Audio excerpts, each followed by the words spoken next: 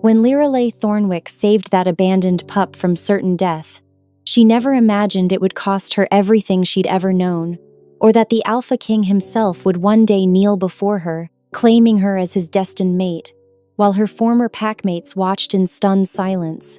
The scent of antiseptic burns Lirelei's nostrils as she sits rigidly in the cold metal chair outside Alpha Draven Blackmore's office. Her hands tremble slightly in her lap, the Omega instincts she's fought her entire life screaming at her to submit, to apologize, to make herself smaller. But she won't. Not this time. The door opens with a sharp crack, and Beta Cassius Ironwell emerges, his lip curled in disgust.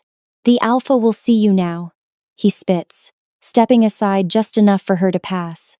His contempt radiates off him in waves, a familiar sensation that's followed Lirelei throughout her 23 years in the Shadowpine Pack.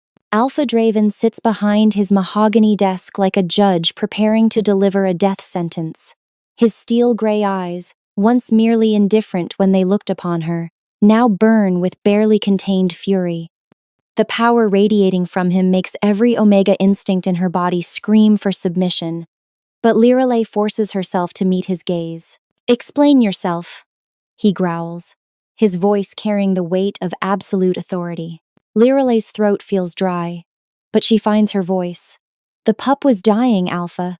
Left at our borders, probably not even 2 months old. You couldn't just follow orders?" Draven's fist slams against the desk, making her flinch. "You were explicitly told that all unknown wolves found on our territory were to be reported immediately. Not rescued. Not brought into our territory. Reported. She was a baby," Lirelei whispers. Then stronger. "She was innocent. She was a security risk." Draven rises, his massive frame casting a shadow over her. That pup could have been planted by the Crimson Fang Pack, could have been carrying disease, could have been bait for a trap. But instead of following protocol, you and Omega decided you knew better than your Alpha. The word Omega lands like a physical blow. In the Shadowpine Pack, Omegas are barely tolerated, seen as necessary burdens rather than valued members. They're the ones who clean, who serve, who submit without question. They don't make decisions. They certainly don't defy direct orders. "Where is the pup now?" Draven's voice drops to a deadly whisper. Lirelei's heart pounds. "In the nursery wing.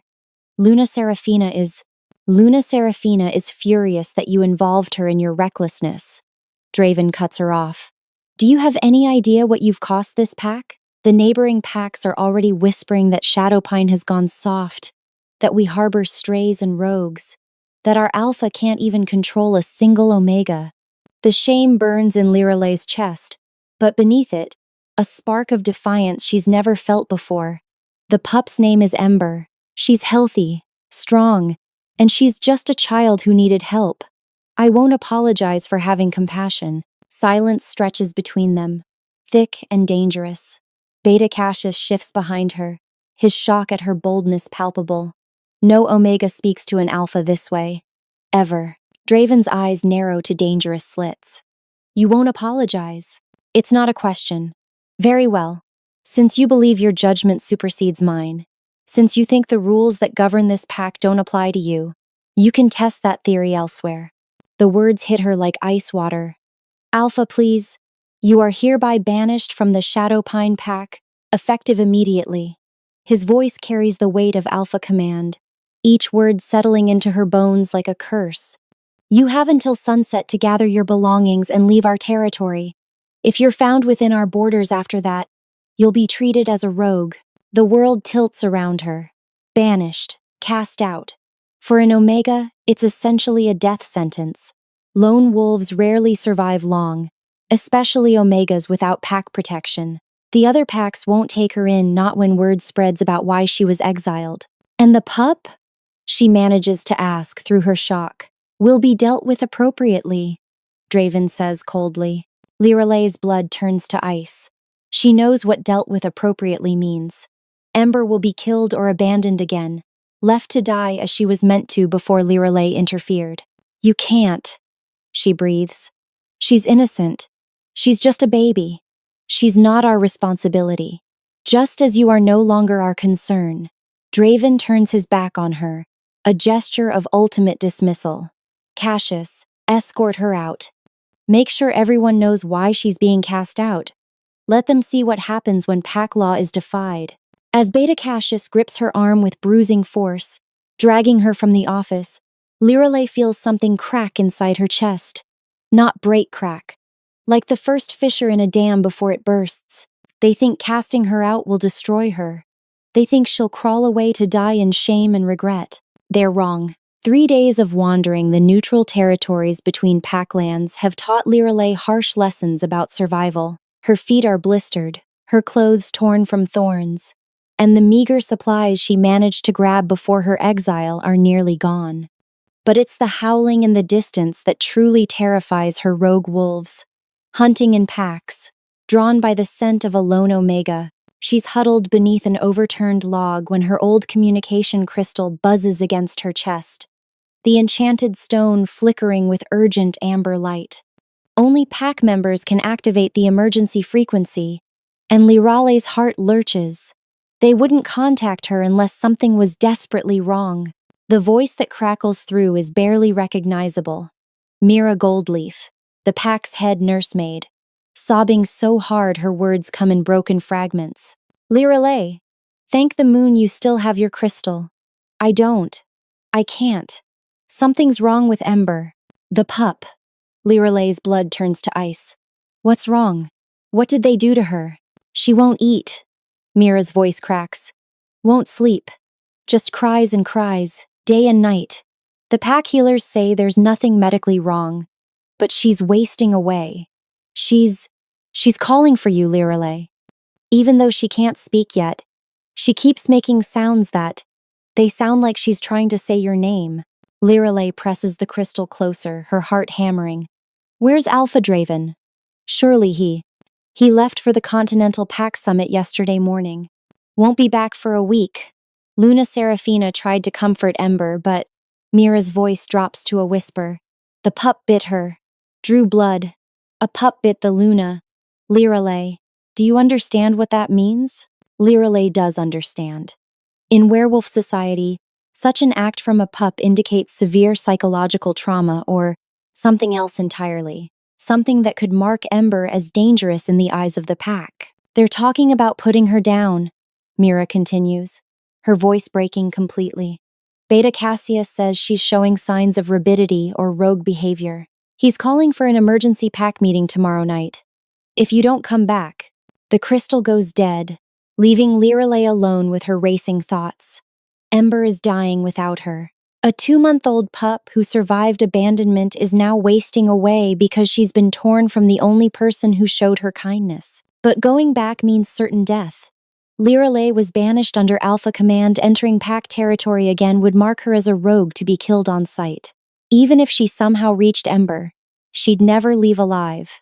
She thinks of Ember's tiny hands grasping at her shirt that first day, the way the pup's breathing had steadied when Lirelei hummed lullabies. She thinks of those bright golden eyes that seemed far too knowing for such a young face. Then she thinks of Beta Cassius's cold voice discussing putting down a baby like a diseased animal. Lirelei rises from her hiding place, brushing dirt from her torn clothes. The howling in the distance grows closer, but she's no longer running from it. She's running towards something far more dangerous home. As she picks her way through the dark forest, following paths she's known since childhood, a strange warmth spreads through her chest. For the first time in her life, she's not acting from Omega submission or fear of punishment. She's acting from choice, from love, from a fierce protective instinct she never knew she possessed. The Shadowpine Pack thinks they broke her spirit with banishment. They think she'll slink away and die quietly, forgotten and unmourned. But they don't understand what they've actually done. They've freed her from the chains of pack hierarchy. They've stripped away everything she thought defined her pack membership, social position, safety, and in doing so, they've revealed something that was always there beneath the surface. They haven't destroyed Lirelei Thornwick. They've unleashed her. The Shadowpine Pack nursery sits in darkness when Lirelei slips through the window she'd left unlatched years ago during her cleaning duties. Her heart pounds so loudly she's certain it will wake the entire compound. But the enchanted silence wards she helped maintain still muffle sound within these walls. Ember's cries guide her through the familiar corridors. The sound is heartbreaking, not the healthy wails of a hungry or uncomfortable pup, but the weak, desperate whimpers of a baby giving up hope. Mira sits beside Ember's crib, tears streaming down her weathered face. She looks up as Lirelei materializes from the shadows, relief and terror warring in her expression. "You came," Mira whispers. "I wasn't sure you'd risk it. I couldn't stay away." Lirelei approaches the crib, and her heart nearly breaks. Ember has lost weight in just 3 days, her tiny frame seeming to shrink into the blankets. But her golden eyes track to Lirelei immediately, and she lets out a sound that's unmistakably recognition. The moment Lirelei lifts her, Ember's cries cease entirely. The pup nuzzles into her neck, tiny fists grabbing at her shirt with desperate strength. "She hasn't stopped crying since you left," Mira says quietly. "The healers are baffled. Physically, she's perfect, but it's like she's grieving." "Pups can die from emotional trauma," Lirelei murmurs, rocking Ember gently. "Especially ones who've already been abandoned once." Mira nods, then glances toward the door nervously. "Lirelei, there's something else. Something I discovered while caring for her." She moves to a cabinet, withdrawing a small bundle wrapped in soft cloth. "These were sewn into her blanket when you found her." Inside the cloth are 3 items that make Lirelei's blood freeze. A silver pendant bearing the royal crest of the Northern Territories, a lock of pure white hair tied with golden thread, and a note written in elegant script. "To whoever finds my daughter," Lirelei reads aloud. "Her name is Ember Moonshadow. She is the rightful heir to the Northern Crown. I cannot protect her from those who would use her bloodline for war. Please keep her safe until she's old enough to claim her birthright." She bears the mark of the royal line. Signed, Queen Celeste Moonshadow. The implications crash over Lirelei like a tidal wave. Ember isn't just any abandoned pup. She's the missing princess everyone's been searching for, the heir to the most powerful werewolf kingdom in the world. "The mark," Mira whispers. "Look at her shoulder." Lirelei gently shifts Ember's tiny shirt, revealing a birthmark shaped like a crescent moon surrounded by stars. The legendary mark of the Moonshadow dynasty. Proof of royal blood that can't be faked or forged. "Dear Moon Goddess," Lirelei breathes. "Do you understand what this means?" Mira nods grimly. "The Northern Territories have been in chaos since Queen Celeste died, and Princess Ember disappeared. King Kieran Nighthaven, the Queen's brother and Ember's uncle, has been searching everywhere for her. But if the wrong people learn her identity, they'll either kill her or use her as a political pawn," Lirelei finishes. "And if Alpha Draven discovers who she really is, he'll see an opportunity to gain power through her bloodline or eliminate a potential threat." Ember makes a soft, cooing sound against Lirelei's neck, completely unaware that her very existence could reshape the balance of power across all werewolf territories. "You have to take her away from here," Mira says urgently. "Tonight, before the pack meeting tomorrow." "Take her where?" Lirelei asks, though she's already reaching the same conclusion. "I'm a banished Omega with no pack, no resources, no connections. How can I protect a royal heir?" "You're the only one she trusts," Mira replies firmly. "Look at her. She's been dying without you, and now she's already breathing easier just being in your arms. There's a connection between you two that goes deeper than pack bonds." As if to prove the point, Ember's tiny hand curls around Lirelei's finger, and a strange warmth pulses between them. Not the electric shock of a mate bond, but something else. Something protective and fierce and unbreakable. "Promise me." Mira grabs Lirelei's free hand, her grip desperate. "Promise me you'll keep her safe. Not just from the Shadowpine pack, but from everyone who would use her.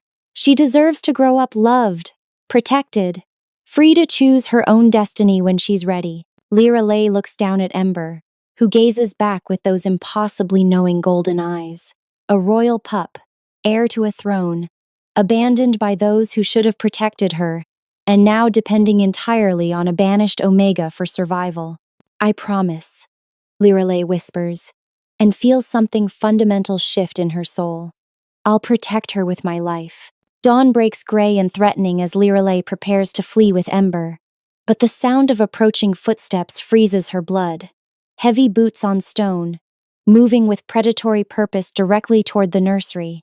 Beta Cassius fills the doorway, his massive frame blocking any hope of escape. Behind him stand six-pack warriors, their eyes glowing amber with barely restrained violence. The scent of their aggression fills the small room, making Ember whimper against Lirelei's chest. Well, Cassius's voice drips with cruel satisfaction. The banished Omega returns to Steelpack property. How predictable. How predictable. She's not property, Lirelei says quietly, but her voice carries a strength that surprises even her. She's a child who needs protection. Cassius laughs, the sound harsh and grating. Protection? From a rogue who can't even protect herself? His eyes narrow as he studies Ember more closely. Though I admit, there's something unusual about this pup. The way she affects pack dynamics, the strange energy that radiates from her. Lirelei's heart hammers as she realizes he suspects something about Ember's true nature. She shifts slightly, trying to shield the royal birthmark from view. Here's what's going to happen, Cassius continues, stepping into the room. You're going to hand over the pup, submit to restraints, and await Alpha Draven's return for proper punishment. If you cooperate, your death will be quick. And if I don't cooperate? Cassius's smile turns predatory. Then we kill you both slowly. Your choice, Omega. The ultimatum hangs in the air like a blade. Lirelei can feel the warriors tensing, ready to spring if she makes any sudden movement. Ember's tiny fist grips her shirt tighter, as if sensing the danger surrounding them. But instead of the familiar surge of Omega submission that should make her bow her head and obey, Lirelei feels something else rising within her. A fierce, protective instinct that burns away fear and replaces it with iron determination. Actually, she says, straightening to her full height, I have a third option. Before anyone can react, Lirelei throws herself sideways toward the window, using her body to shield Ember from the impact as they crash through the glass. She hits the ground hard, pain shooting through her shoulder, but rolls to absorb the impact and protect the precious bundle in her arms. Howls of rage erupt from the nursery above, as Cassius and his warriors realize their prey has escaped. But Lirelei is already running, drawing on reserves of speed and agility she never knew she possessed. Seal the borders! Cassius's voice thunders across the compound. No one leaves the territory. Find them. Lirelei sprints through the forest paths of her childhood, Ember silent and still in her arms, as if understanding that their lives depend on stealth. Behind them, she can hear the thundering of paws as the warriors shift to wolf form, their hunt howls echoing through the trees. She has maybe a 10-minute head start before they track her scent. The border is 15 minutes away at her best speed.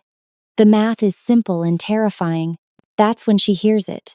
The sound of an engine approaching fast on the access road that runs parallel to the forest. Without hesitation, Lirelei crashes through the undergrowth and stumbles onto the asphalt just as a sleek black motorcycle rounds the curve. The rider brakes hard, gravel spraying as the bike skids to a stop. When the helmet comes off, revealing sharp features and storm gray eyes, Lirelei's breath catches. Need a ride? The stranger asks, and there's something in his voice and authority that makes every instinct in her body recognize power. Hunt howls sound dangerously close now. Lirelei doesn't have time for caution or questions. Yes, she gasps, climbing onto the bike behind him, clutching Ember tightly. Please. The stranger doesn't ask for explanations or destinations. He simply guns the engine and rockets away from the Shadowpine territory as the first wolf warriors burst from the tree line, their howls of frustration fading behind them. As they speed through the dawn light, Lirelei realizes she's made her choice, not between life and death, but between the safety of submission and the dangerous freedom of protecting what matters most. She chose Ember. She chose courage. And somehow, She feels like this mysterious stranger who appeared at exactly the right moment might be connected to both. The motorcycle finally stops at a roadside diner 50 miles from Shadowpine territory, tucked between rolling hills and morning mist. Liralay's legs shake as she climbs off, adrenaline still coursing through her veins. Ember stirs in her arms, making soft sounds that could almost be purrs of contentment. Her mysterious rescuer removes his helmet, revealing features that make Liralay's breath catch. Sharp cheekbones, storm gray eyes, and an aura of barely contained power that screams alpha authority. But it's the small silver pin on his leather jacket that makes her heart stop the royal crest of the Northern Territories. "You're him," she whispers. "You're the Alpha King." Kieran Nighthaven studies her with those penetrating gray eyes, taking in her torn clothes, the protective way she holds Ember, the defiant tilt of her chin despite her obvious fear.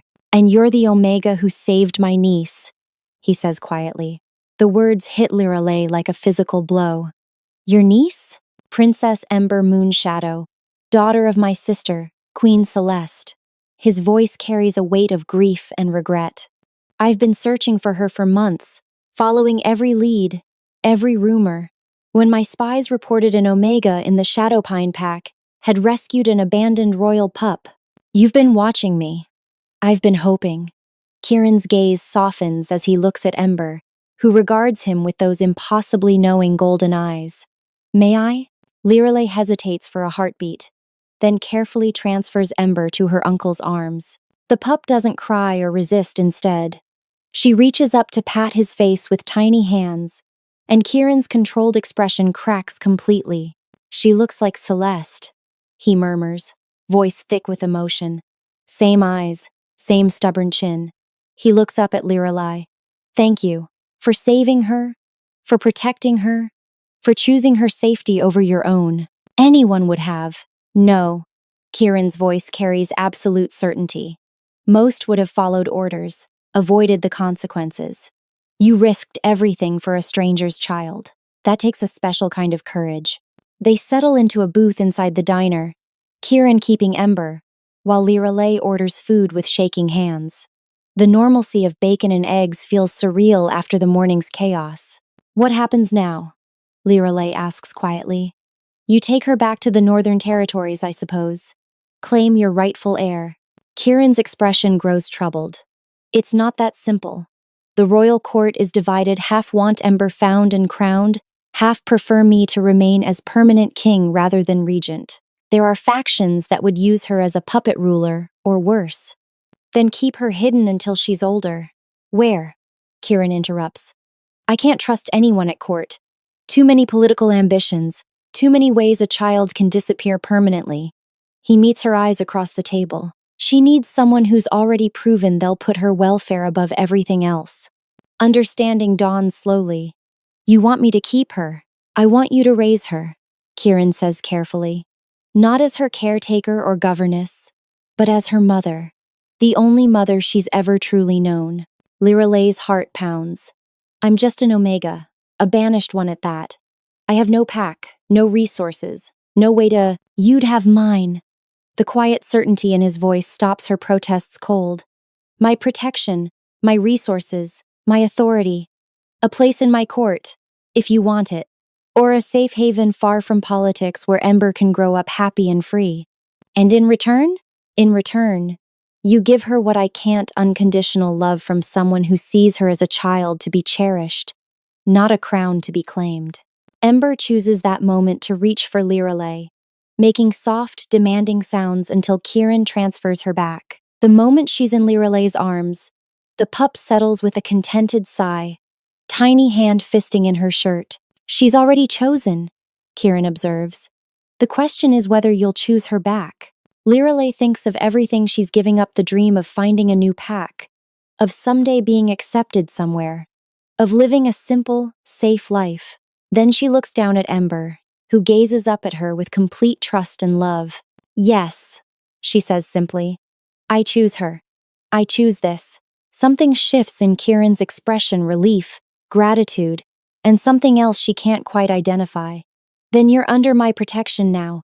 Both of you, Anyone who threatens either of you threatens the crown. As if summoned by his words, the diner door chimes, and three familiar figures enter Beta Cassius and two Shadowpine warriors, their eyes scanning the room with predatory intent. Liralay's blood turns to ice, but Kieran simply turns in his seat, radiating such pure alpha dominance that all three men freeze in the doorway. "Gentlemen," he says pleasantly, though his voice carries enough authority to make them unconsciously bare their necks in submission. "I believe you're trespassing on neutral territory while pursuing someone under royal protection." Cassius's face goes white as he recognizes the Alpha King. "Your Majesty, we weren't aware." "Now you are." Kieran's tone could freeze fire. "I suggest you return to your territory and inform your Alpha that Princess Ember Moonshadow is exactly where she belongs with her chosen guardian, under my direct protection." The three men retreat without another word, practically tripping over themselves in their haste to escape. Liralay stares at Kieran in amazement. "Just like that? Just like that?" he confirms. "You're free, Liralay Thornwick. Free from your old pack, free from their judgment, free to become whoever you choose to be." For the first time in her life, Liralay feels the weight of Omega submission lift from her shoulders entirely. She's not just protecting Ember anymore, she's claiming her own power, her own choices, her own destiny. The Northern Territory's royal palace rises before them, like something from a dream crystal spires reaching toward the sky. Gardens that seem to glow with their own inner light, and walls that pulse with protective magic older than memory. But it's the crowd gathered in the grand courtyard that makes Liralay's stomach clench with anxiety. Dozens of richly dressed nobles wait in perfect formation, their expressions ranging from curiosity to barely concealed hostility. At their head stands a man whose resemblance to Kieran is unmistakable. Though where the Alpha King radiates controlled power, this man practically vibrates with ambition. "My cousin, Prince Valerius," Kieran murmurs as their car glides to a stop. "He's been managing affairs in my absence." The way he says managing suggests it's not entirely welcome management. Prince Valerius steps forward as they emerge from the vehicle, his smile sharp as a blade. "Cousin, welcome home, though I confess surprise at your traveling companions." His gaze flicks dismissively over Liralay before settling on Ember with an intensity that makes her skin crawl. There's something calculating in his expression, as if he's seeing not a child but a chess piece. "Princess Ember Moonshadow," Kieran announces formally, his voice carrying across the courtyard. "Rightful heir to the Northern Crown, daughter of Queen Celeste, returned to claim her birthright." A murmur ripples through the assembled nobles. Some bow deeply, but others exchange meaningful glances that speak of shifting loyalties and political calculations. "And her companion?"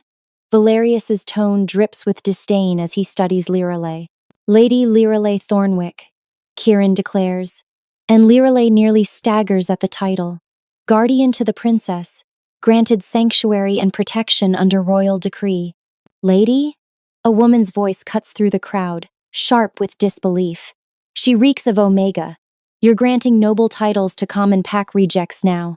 Kieran's eyes flash dangerously, but before he can respond, Ember begins to fuss in Liralay's arms. The pup, overwhelmed by the crowd and strange scents, starts to cry the same heartbroken wails that nearly killed her during their separation.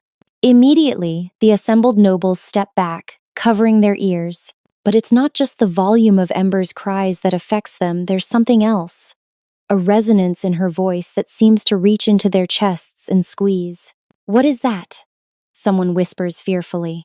"She's just upset," Liralay says, automatically rocking and soothing the baby. "New place, too many strangers." But her words are lost as Ember's cries intensify, and suddenly the great crystal windows of the palace begin to vibrate in harmony. Several nobles stumble, clutching their heads as if in pain. "Royal voice," Valerius breathes, and there's genuine shock in his expression now. She's manifesting the royal voice at 18 months old. The royal voice, Liralay has heard legends of it. A power unique to the Moonshadow bloodline that could command obedience from any werewolf, influence emotions, even shatter stone with the right tone. but it typically didn't manifest until adolescence, if at all. Shh, little star, Lirelei murmurs, pressing Ember close to her heart and humming a lullaby she remembers from her own childhood. You're safe. I'm here. Gradually, Ember's cries fade to hiccups, then silence. The moment she calms, the oppressive energy dissipates, leaving the courtyard in stunned quiet. Extraordinary, Valerius says slowly. The princess responds only to her. He can't quite bring himself to say Lirelei's name with respect, but there's new wariness in his voice. Perhaps, suggests an elderly woman with silver hair and cold eyes. The princess would be better served by proper noble guardians, trained in court etiquette, royal protocols. The princess stays with Lady Lirelei. Kirin interrupts firmly. That is not a request or a suggestion. It is a royal command. The old woman, Duchess Evangeline, if Lirelei remembers Kirin's briefings correctly, smiles thinly.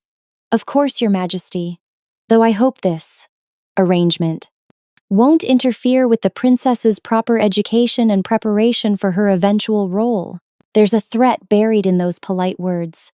These nobles see Ember as their path to power, and they see Lirelei as an obstacle to be removed.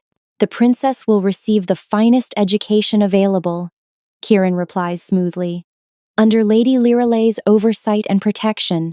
Naturally, Valerius says, though his smile doesn't reach his eyes. Though perhaps it would be wise to ensure Lady Lirelei understands the complexities of court life, the expectations placed upon those who serve the royal family. The emphasis on serve is deliberate and cutting. Despite Kirin's protection and title, they still see her as nothing more than a glorified nursemaid. But as Lirelei stands there, holding the most powerful child in the werewolf world while surrounded by nobles who would use that child for their own gain, she feels something crystallize inside her, not submission or intimidation, but fierce protective purpose. They can play their political games and scheme for power all they want. She doesn't need their respect or acceptance. She only needs to keep Ember safe, happy, and free to choose her own destiny when the time comes. And if that puts her at odds with every noble in the kingdom, so be it. I understand perfectly, she says quietly, meeting each hostile gaze in turn. The princess's well-being comes before all other considerations, including court politics. The challenge in her words is unmistakable, and she sees several nobles stiffen with offense. How refreshing, Duchess Evangeline murmurs. Such dedication. I'm sure we'll have many opportunities to discuss what's best for our dear princess. As they're finally escorted into the palace proper, Lirelei catches Kirin's eye. He nods almost imperceptibly. He sees the danger too, recognizes that this is only the beginning of a much larger battle. But for now, Ember is safe in her arms, and that's all that matters. The princess's suite in the palace is larger than Lirelei's entire childhood home, with a nursery that looks like it was designed by fairy tale architects. But it's the adjoining room that takes her breath away, spacious, elegant, with a view of the royal gardens and furnishings that probably cost more than most packs' annual budgets. This is temporary, Kirin says quietly as palace staff bustle around, unpacking the few belongings they'd managed to gather during their journey. Until we can determine the safest long-term arrangement, Lirelei nods, though she can't shake the feeling that temporary might be more permanent than either of them expects. Ember has settled into the luxurious nursery like she belongs there, already exploring her new surroundings with the fearless curiosity of a healthy toddler. The nobles don't trust me, Lirelei observes, watching through the window as several court members gather in the gardens below, their body language suggesting intense conversation. They don't trust anyone they can't control or buy, Kirin replies. You represent something they don't understand: loyalty without ambition. A soft knock interrupts them, and a young woman enters, carrying a tea service. She's beautiful in the way that court nobles always are, perfectly styled. Expensive clothes, practiced grace, but her scent carries undertones of genuine nervousness.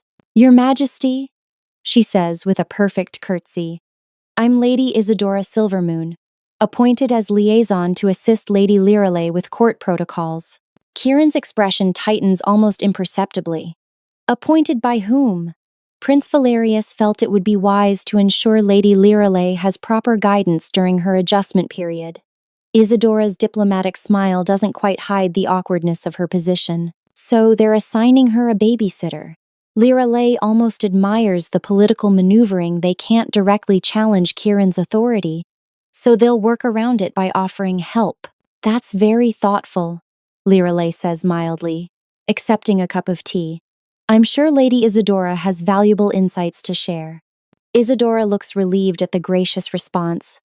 But Kieran studies Lirelei with new interest. He's beginning to realize that the Omega who saved his niece might be more politically astute than anyone gave her credit for. Over the following days, the pattern becomes clear. Lirelei is welcomed nowhere and excluded from nothing, a careful balance that keeps her isolated while maintaining plausible deniability.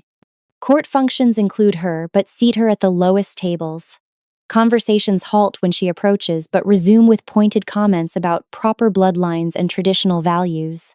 Lady Isadora proves to be an unexpected ally, genuinely trying to help Lirelei navigate the complex social dynamics while subtly deflecting some of the more hostile maneuvers.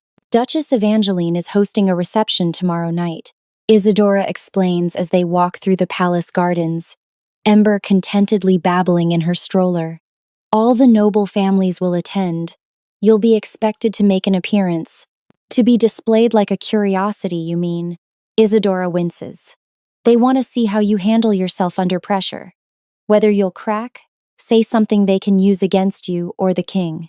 And if I don't attend, they'll claim you consider yourself above their society, which plays into their narrative about upstart commoners forgetting their place.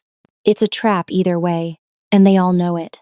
But as they round a corner of the garden path, they find Kieran sitting on a marble bench, papers spread around him as he works in the afternoon sunlight.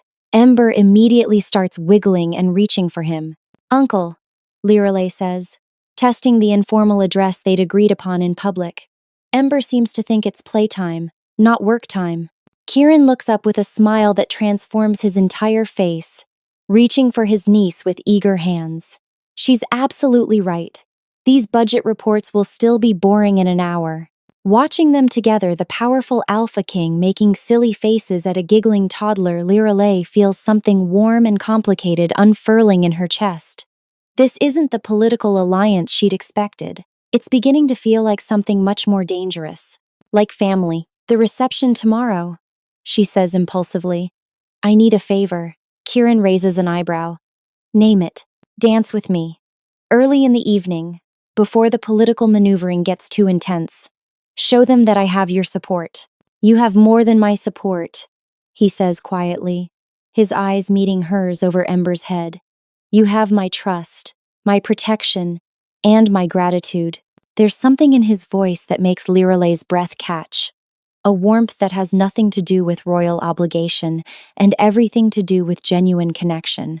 Lady Isadora clears her throat delicately. "I should mention the reception will be formal court dress. I took the liberty of arranging appropriate gowns for your approval." That evening, as Lirelei stands before the mirror in a dress that costs more than most people earn in a lifetime, she barely recognizes herself. The deep blue silk brings out her eyes, the elegant cut flatters her figure, and the Moonshadow family diamonds at her throat mark her as under royal protection. She looks like she belongs here, like she's worthy of the title Kieran granted her. But more importantly, as she watches Ember sleeping peacefully in the royal nursery, she realizes she's beginning to feel like she belongs here, not because of noble birth or political maneuvering, but because this is where Ember is safe and loved. And if protecting that requires her to play court politics and dance with kings, then she'll become the best political player they've ever seen. The royal reception unfolds exactly as Lirelei expected, a carefully choreographed display of wealth, power, and barely concealed political maneuvering. But what she didn't expect was how natural it would feel to have Kieran's hand on her waist as they moved through the opening dance, every eye in the ballroom tracking their every movement. "You're doing beautifully," he murmurs as they spin through a complex turn. "Half the court is terrified you'll somehow bewitch me into giving you real power." And the other half? Are terrified you already have. The dance ends with a flourish, and Kieran escorts her to the side of the ballroom where Lady Isadora waits with Ember in her arms. The toddler has been dressed in a tiny gown that matches Liralay's, complete with a miniature tiara that catches the chandelier light. The princess drew quite a crowd during her appearance, Isadora reports quietly. Several nobles made pointed comments about proper royal education and bloodline traditions. Meaning? They're testing whether public pressure might convince His Majesty to reconsider your guardianship. Liralay takes Ember, who immediately settles against her with a contented sigh. The gesture doesn't go unnoticed by the watching nobles, several of whom exchange significant glances.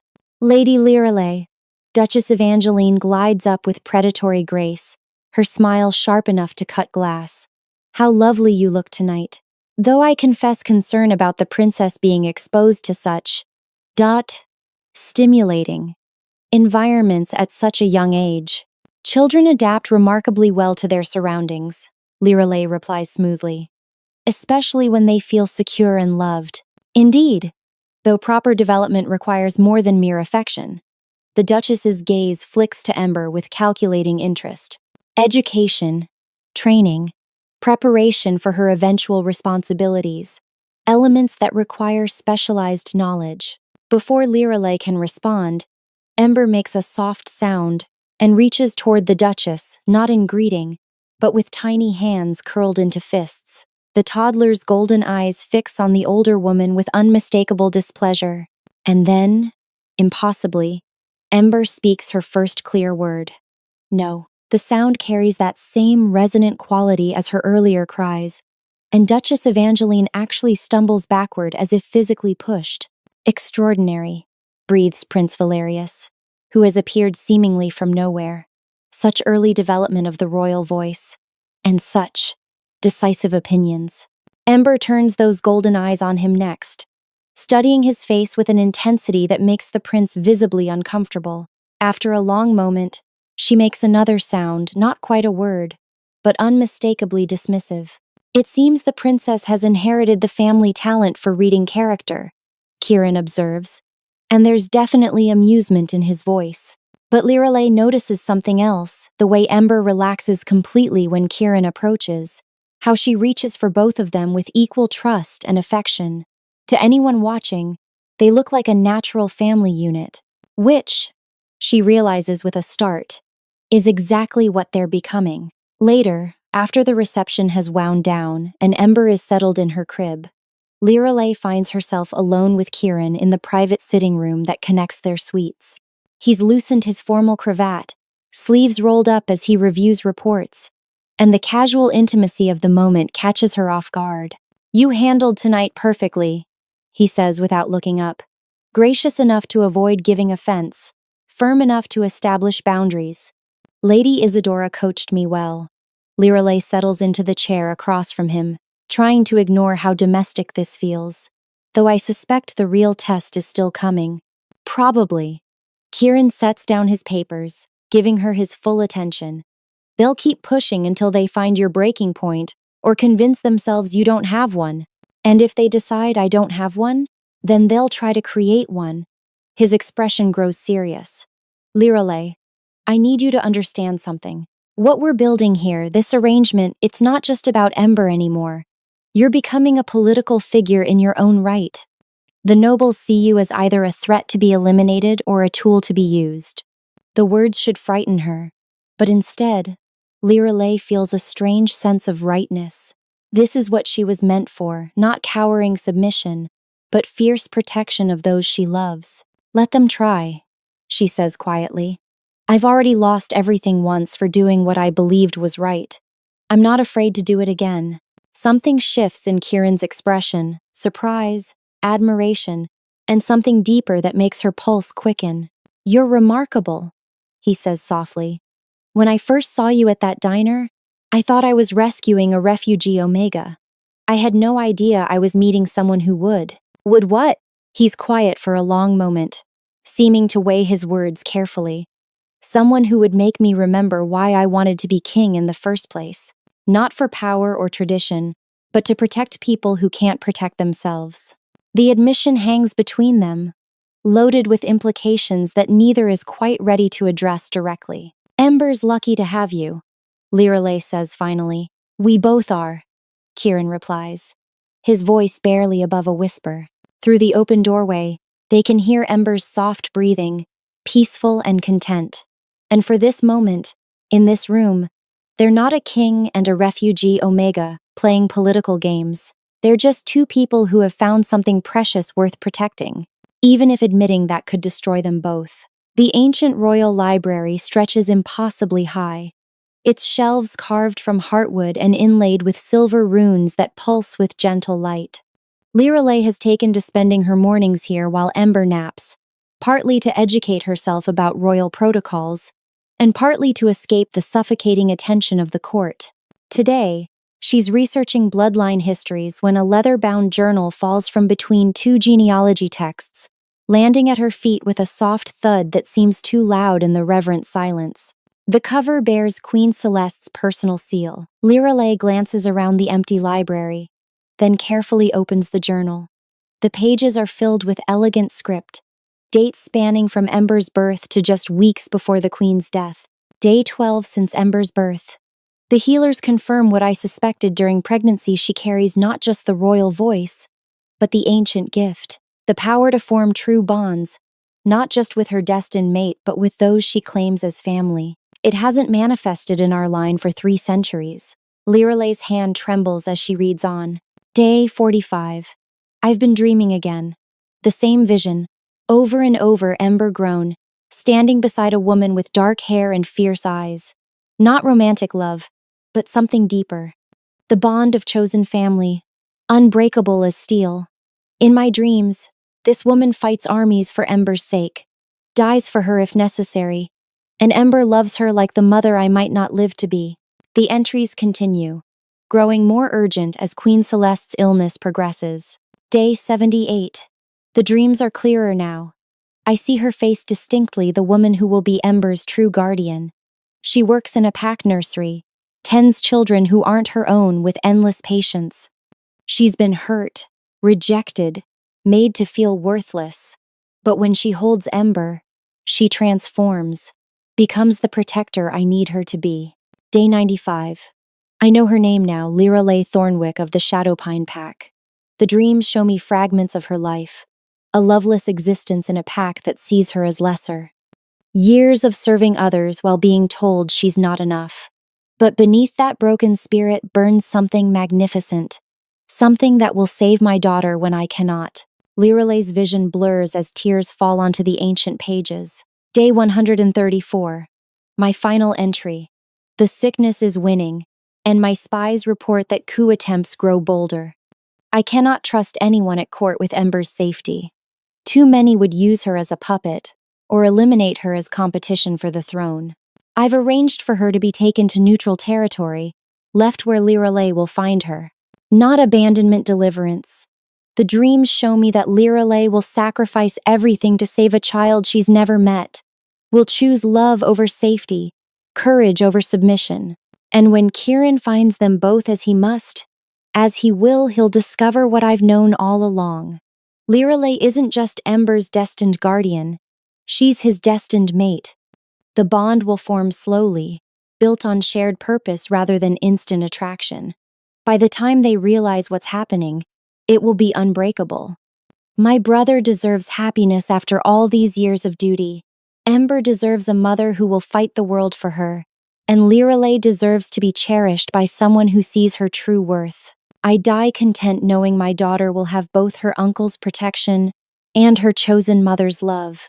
The dreams never lie. This is how it was always meant to be. The journal slips from Lirelei's nerveless fingers as the implications crash over her. Queen Celeste hadn't just hoped someone would save Ember, she'd orchestrated the entire sequence of events. The placement near Shadowpine territory, the timing that ensured Lirelei would be the one to find her, even Kieran's convenient presence on that road. All of it planned. All of it destiny disguised as coincidence. The dreams never lie. Lirelei spins to find Kieran standing in the library entrance, his expression unreadable. How long have you been there? Long enough. He approaches slowly, as if she might bolt like a startled deer. I should have told you about the journal sooner, but I wasn't sure you were ready to hear it. You knew? The betrayal cuts deep, though she's not entirely sure why. You knew she planned all of this? I suspected. Kieran stops just out of arm's reach, his scent carrying notes of regret and something else, hope, carefully contained.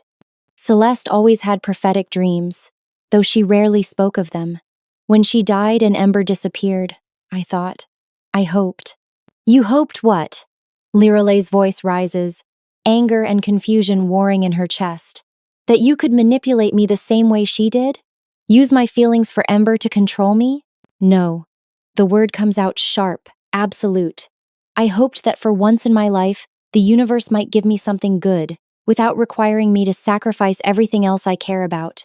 The raw honesty in his voice stops her retreat cold. Liralay, he says quietly, I need you to understand something.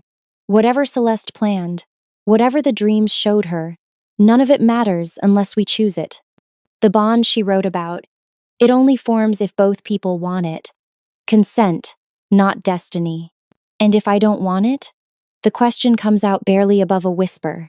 Pain flashes across his features, quickly controlled. Then you and Ember will still have my protection, my resources, my loyalty. Nothing changes except, he swallows hard. Except I'll stop hoping for impossible things. They stand in silence, the weight of revelation settling between them like a living thing. Through the library's tall windows, Liralay can see the royal gardens where Ember plays with her nursemaids, laughing and safe and loved. She planned for me to love her, Liralay says finally. Yes. She planned for you to love me. Yes. Kieran's voice is barely audible, though I'm fairly certain that part was inevitable with or without prophetic intervention. The admission hangs between them, fragile and momentous. Liralay thinks of the past weeks, the gradual warming of their interactions, the way her pulse quickens when he enters a room, the domestic contentment of their shared evenings with Ember. She thinks of Queen Celeste, dying alone but confident that love would triumph over politics and fear. The dreams never lie, she repeats softly. Only if we let them be true, Kieran replies. Liralay looks at him, really looks at him. Not the Alpha King with his political burdens and royal obligations, but the man who makes silly faces to delight his niece, who dances with banished Omegas to show court bullies where his loyalties lie, who offers love without demanding anything in return. Then I suppose, she says, stepping closer, we'd better not disappoint a dead queen. When their lips meet, it feels like the final piece of an impossible puzzle clicking into place. The confrontation comes, as Liralay always knew it would, on a storm-darkened evening when the palace corridors echo with thunder and the scent of rain. She's returning from the library, arms full of research materials for Ember's future education, when she finds Prince Valerius waiting in her private sitting room. He's not alone. Duchess Evangeline stands beside him, along with 3 other noble council members, their expressions ranging from determined to apologetic. Lady Liralay. Valerius greets her with a smile that doesn't reach his eyes. We need to talk. Liralay sets down her books carefully, every instinct screaming danger. About what? About what's best for the realm, Duchess Evangeline interjects smoothly. And for the princess. Through the connecting doorway, Liralay can see Ember's nursery, where her daughter and yes, she thinks of Ember as her daughter now sleeps peacefully. The protective wards shimmer around the doorframe, but she knows they won't hold against determined royal family members. The king has become distracted, Valerius continues, beginning to pace with predatory grace. His judgment compromised by personal attachments that supersede his duty to the crown. You mean his attachment to his niece? His attachment to you, the Duchess corrects coldly. Really, my dear, did you think we were blind? The way he looks at you, the liberties he allows, the authority he grants without bloodline or breeding to justify it? Liralay's heart hammers, but she keeps her voice steady. His Majesty's decisions are his own to make, not when they threaten the stability of the realm. Another council member speaks up. The other packs are already questioning his fitness to rule. A king who elevates a banished Omega above noble bloodlines, who allows personal desire to override political necessity. What do you want? Lirelei cuts through the diplomatic language to the heart of their purpose. Valerius stops pacing, his expression becoming almost gentle, which somehow makes him more terrifying than outright hostility would. We want what's best for everyone involved, he says. The princess needs proper noble guardians who can prepare her for her eventual role. The king needs to be freed from distractions, that compromise his judgment. And you, yes? You need to disappear. The words hang in the air like a death sentence. Not exile this time, but something far more permanent. I see. Lirelei's mind races, calculating distances to exits, weapons within reach, ways to reach Ember if this goes badly. And if I refuse, then we'll be forced to conclude that you pose a threat to both the princess and the king, Duchess Evangeline says sadly. Threats to the crown must be addressed. You'd kill me? We'd arrange a tragic accident, Valerius corrects. Perhaps during one of your rides through the forest. Thrown from your horse, attacked by rogues. These things happen to those foolish enough to venture out alone. And then you'd comfort the grieving king, help him move past his unfortunate attachment to an unsuitable woman. Exactly. Valerius's smile returns. In time, he'd see that we acted out of loyalty and wisdom. The princess would receive proper care from noble guardians who understand their responsibilities. From the nursery comes a soft sound, Ember stirring in her sleep. The nobles glance toward the doorway, and Lirelei sees opportunity in their momentary distraction.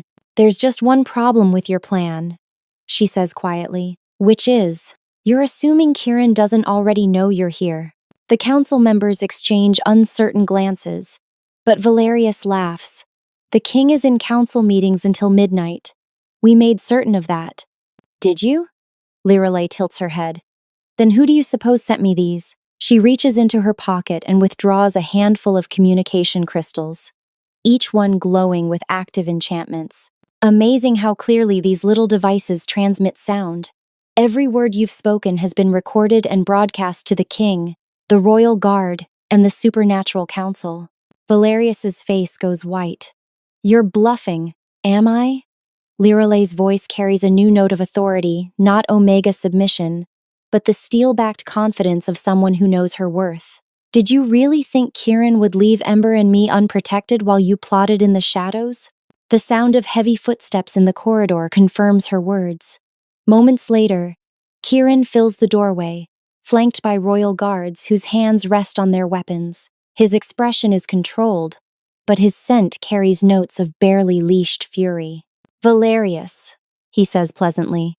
Duchess, how good of you to confess your treasonous intentions so thoroughly. Cousin, this is a misunderstanding. Is it? Kirin's voice drops to that dangerously quiet tone that makes even alphas want to bare their throats in submission. Because I heard very clearly you threatening to murder the woman I love and steal my heir. The admission hits the room like lightning. Kirin has just publicly claimed Lirelei as his mate, bound himself to her before witnesses in a way that can't be taken back or explained away. Guards, he continues, without taking his eyes off his cousin. Please escort these council members to their chambers. They'll remain there under house arrest until formal charges can be filed. As the conspirators are led away, Valerius struggling against his guards, the Duchess maintaining her dignity even in defeat, Kirin approaches Lirelei slowly. The woman I love, she repeats softly. Yes. He reaches for her hands, thumb stroking over her knuckles. I'm done pretending otherwise. Done letting politics and propriety dictate my heart. Even if it costs you the crown? Especially then. Kirin's smile is fierce and free. What good is a crown if I can't use it to protect what matters most? From the nursery comes a soft babbling sound, Ember waking up, calling for her parents. Because that's what they are now, Lirelei realizes. Not guardians or political allies, but a family bound by choice and love, an unshakable commitment to each other. The dreams never lie, she murmurs, stepping into Kirin's embrace. No, he agrees. holding her close as their daughter's happy sounds fill the air around them. They don't. 6 months later, the great cathedral of the Northern Territories blazes with light from 1,000 crystal chandeliers, their illumination reflecting off the silver and gold decorations that transform the ancient space into something from a fairy tale. Representatives from every major pack across the continent fill the carved wooden pews, their formal attire creating a sea of silk and jewels beneath the soaring vaulted ceilings. But it's the woman standing at the altar who commands every eye in the cathedral. Liralee Thornwick, soon to be Queen Liralee. Nighthaven radiates a confidence that would have been unimaginable in the Broken Omega, who was cast out by her pack less than a year ago. Her wedding gown, designed by the realm's most celebrated artisans, transforms her from beautiful to breathtaking. The Moonshadow family diamonds at her throat catch the light with each breath, while the ancient crown of the Northern Queens awaits her on its ceremonial cushion. Beside her, Kieran stands resplendent in ceremonial armor, the crown of the Alpha Kings gleaming on his dark hair. But his attention isn't on the assembled dignitaries or the historic ceremony, it's entirely focused on his bride. His expression soft with a love that makes several noble ladies sigh wistfully. At their feet, Princess Ember toddles in a miniature version of Liralee's gown, her tiny hands clutching the rings they'll exchange. At 2 years old, she's the picture of royal dignity, until she spots someone familiar in the crowd and waves enthusiastically, her clear voice calling out, "Mama, Papa," in perfect timing with the organ music. The assembled crowd melts into delighted laughter, and even the stern-faced archbishop smiles as he raises his hands for the final blessing. "By the authority vested in me by the moon goddess and the ancient laws of our people," he declares, his voice carrying to every corner of the cathedral, "I pronounce you mate and wife, Alpha King and Queen, bound by love and crowned by destiny. You may kiss your bride, Your Majesty." When their lips meet, the cathedral erupts in cheers that seem to shake the very stones. But more than celebration fills the air, there's a sense of rightness, of a story reaching its inevitable and perfect conclusion. The reception afterward is a glittering affair in the palace ballroom. But the moment that will be talked about for generations comes when an uninvited guest appears at the great doors. Beta Cassius Ironwell stands at the threshold in travel-stained clothes, flanked by 2 other former Shadowpine Pack members. They've clearly journeyed far to be here, and their expressions mix awe, regret, and desperate hope. The ballroom falls silent as Liralee, now Queen Liralee, approaches them with Ember in her arms. Her husband follows a step behind, his presence protective but not interfering. "Your Majesty," Cassius says, his voice carefully controlled as he drops to one knee. "We come seeking an audience." "Speak," Liralee replies, and her tone carries the authority of someone accustomed to being obeyed. The Shadowpine Pack struggles. The admission clearly costs him. Alpha Draven's leadership has grown erratic. The pack divides. Members leave daily. He swallows hard. "We were wrong. About you, about your worth, about what you were capable of becoming. And we'd like to pledge our loyalty to you, Your Majesty, to serve in your court, if you'll have us." The request hangs in the air, and Liralee is acutely aware that hundreds of eyes watch for her response. This is more than personal vindication. It's a statement about the kind of queen she intends to be. "You cast me out for saving a child," she says quietly. "Called me defective, worthless, a burden on your pack." Cassius flinches but doesn't deny the accusations. "You're right," Liralee continues. "You were wrong about me. But here's what you still don't understand. I didn't become worthy when I gained a crown. I was always worthy. Every Omega you've dismissed, every defective pack member you've discarded, they're all worthy of respect and protection." She shifts Ember to one hip, the toddler reaching out to pat her crown with curious fingers. "I'll accept your service," she says finally, "but not your loyalty to me personally. I want your loyalty to the principles. This crown represents that strength comes in many forms, that every person deserves dignity, regardless of their rank or abilities. that a true leader protects the vulnerable rather than exploiting them. Yes, Your Majesty, Cassius breathes. We understand. Good. Liralay's smile is warm but carries an edge of steel. Then welcome to a court that values character over bloodline.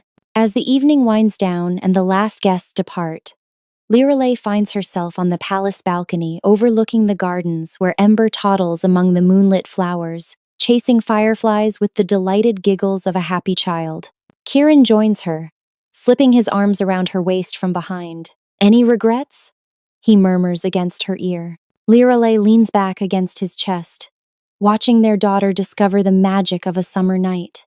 About which part? Saving a pup who turned out to be a princess? Being banished by people too blind to see past their own prejudices? Falling in love with an alpha king? All of it, not one. She turns in his arms, meeting his eyes in the moonlight. Every choice led me here, led us here, led Ember to the family she was always meant to have. The dreams never lie, Kieran agrees, pressing a soft kiss to her temple. No, Liralay replies, watching Ember stumble and immediately pick herself up with determined resilience. They don't. From the gardens comes their daughter's laughter, bright and free and full of joy. It's the sound of a child who knows she's loved unconditionally, protected fiercely, and free to become whatever her heart desires. It's the sound of destiny fulfilled, of love triumphant, of a story that began with rejection and exile but ended with a crown, a kingdom, and a family bound not by blood or tradition but by choice. And in the palace behind them, servants are already spreading the tale that will become legend. The story of an Omega who was cast out for saving a pup, only to discover that sometimes losing everything is the first step toward gaining what you never dared dream possible. The story of Queen Liralay Nighthaven, who proved that true strength isn't about dominance or bloodline, but about the courage to love fiercely and fight for those who can't fight for themselves. The story that will inspire countless other Omegas to believe in their own worth, their own power, their own right to reach for crowns and claim the love they deserve.